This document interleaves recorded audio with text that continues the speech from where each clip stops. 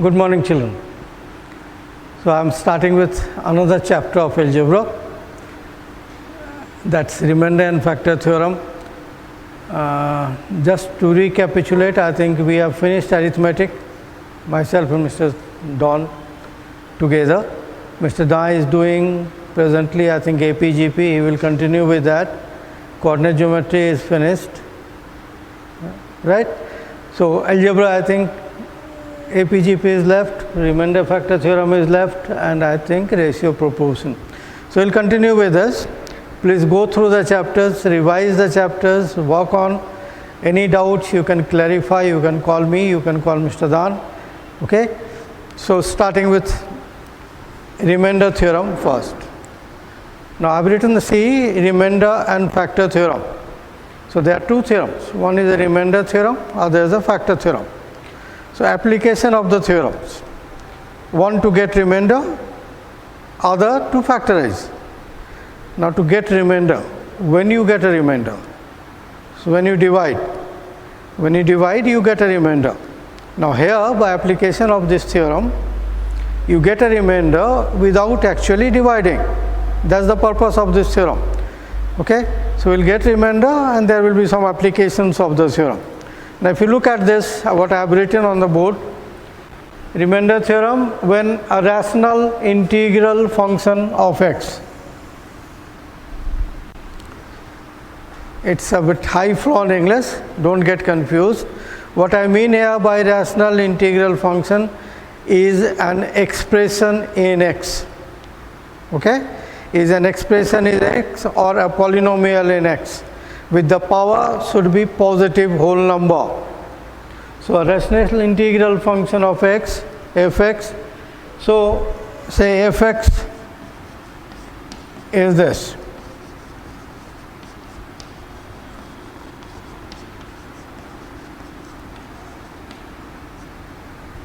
So this is a function of x, a rational integral function of x, because the power on x is positive whole number.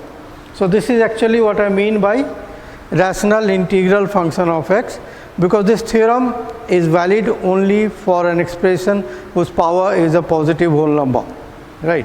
So this is it. Divided by x minus a, the remainder will be obtained by putting x equal to a. So what we do is, if we replace x with a, we get the remainder. I repeat, to get a remainder we are not dividing. So what we do is, if it is divided by x minus a, we put x equal to a here, replace x with a, we get the remainder. Is that okay? Now I said x minus a, then we put x equal to a. What happens if we divide by x plus a? So we put x equal to minus a. Now how do we get that? So that's again not part of the sum, but supposing the divisor is x minus a,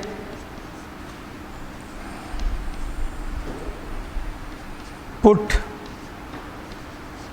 x minus a equal to 0, x equal to a. If the divisor is x plus a, put x plus a equal to 0,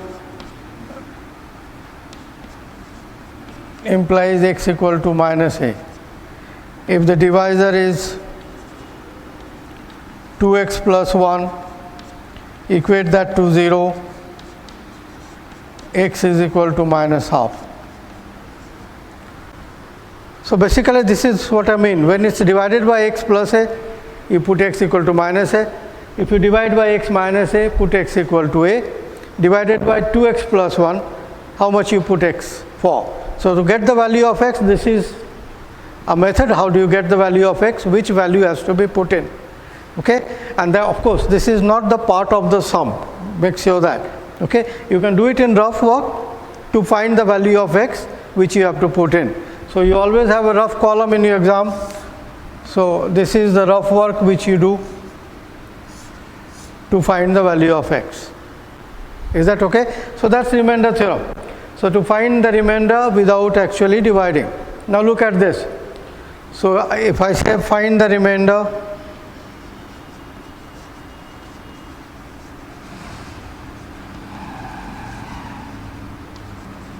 when this is divided by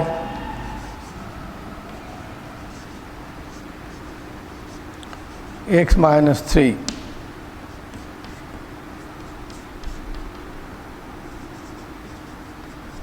So the two sums I am doing here. So find the remainder when this is divided by x minus 3. So again I repeat, we will not be dividing. So what we do? I'll do x minus 3 equal to 0 in the rough. I'll get x equal to 3. So fx is this. Please do copy it always, okay? Fx. Now the remainder.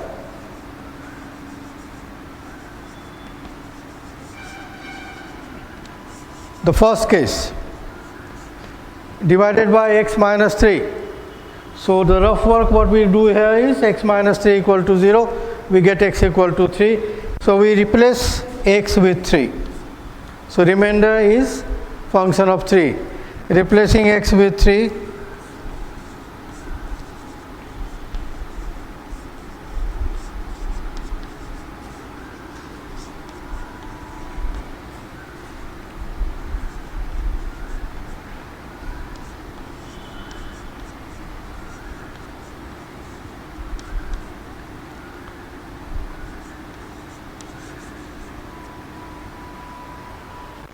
so that's the remainder.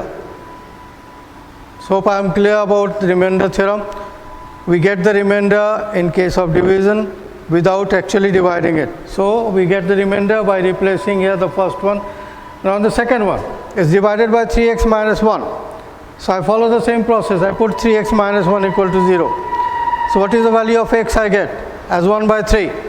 So the second case, the remainder is, and you can use the short form of remainder. You can write REM. You want to write all thing remainder. So remainder is function of 1 by 3. I repeat, 3x minus 1 is 0. So x is 1 by 3. So we got it. Put the value of x as 1 by 3.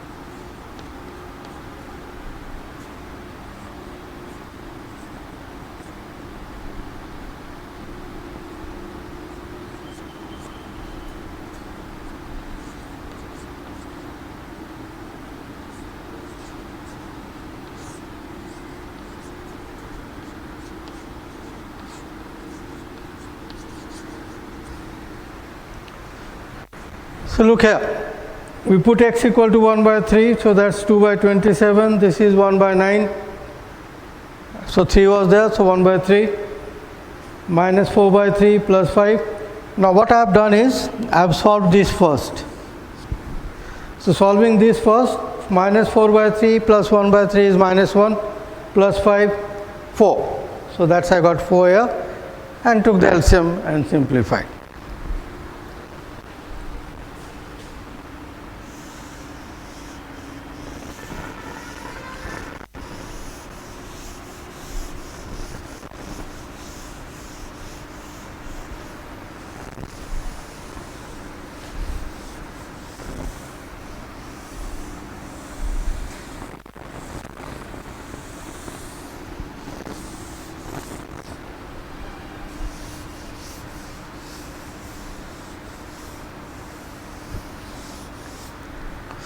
Well, I do a few sums on the application part.